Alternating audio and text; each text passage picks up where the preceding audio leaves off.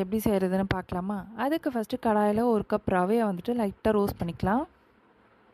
இப்போ அதுக்குள்ளே கடாயில் வந்துட்டு ஒரு ஒரு டேபிள் ஸ்பூன் ஆயில் ஊற்றிட்டு ஒரு ஸ்பூன் கீ ஊற்றிக்கலாம். கொஞ்சமாக உளுத்தம் பருப்பு, சின்ன துண்டு பட்டை, 2 கிராம்பு, ஒரு ஏலக்காய், ஒரு பிரிஞ்சி இலை, கொஞ்சமாக கடுகு. இப்போது ஒரு வெங்காயம் வந்து ஸ்லைஸ் பண்ணி சேர்த்துட்டு கூடவே கொஞ்சம் கருவேப்பிலை சேர்த்துட்டு லைட்டாக வதக்கிக்கலாம். இப்போ வந்து சின்ன துண்டு இஞ்சியும் ஒரு 2, 3 பல்லு பூண்டு வந்து திருவி சேர்த்துருக்கேன். இப்போ கேரட், காலிஃப்ளவர், உருளைக்கிழங்கு, வேறு என்ன காயெல்லாம் உங்களுக்கு வேணுமோ அதை சேர்த்துக்கோங்க. இப்போ இதெல்லாம் வதக்கிட்டு ஒரு தக்காளி, உங்கள் காரத்துக்கு ஏற்ற மாதிரி பச்சை மிளகா, கொஞ்சமாக புதினா, இது எல்லாத்தையுமே வதக்கிக்கலாம். இப்போ தேவையான அளவு உப்பு, 1/4 டீஸ்பூன் மஞ்சள் தூள், இதை லைட்டாக வதக்கிட்டு இப்போ நான் 1 கப் ரவைக்கு 2 கப் தண்ணி ஊற்றிக்கிறேன். இப்போ இது க்ளோஸ் பண்ணிடலாம். இப்போ இது கொதித்ததுக்கப்புறமா கொஞ்சம் கொஞ்சமாக ரவையை சேர்த்து கலந்து விட்டுடலாம்.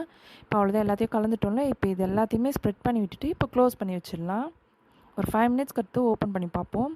அவ்வளோதான், கிச்சடி ரெடி ஆகிருக்கு. இப்போ நம்ம கீ ஊற்றிட்டு கொஞ்சமாக கொத்தமல்லி தழையை தூவிட்டு கலந்து விட்டுக்கலாம். அவ்வளோதான், பார்க்கவே அவ்வளோ சூப்பராக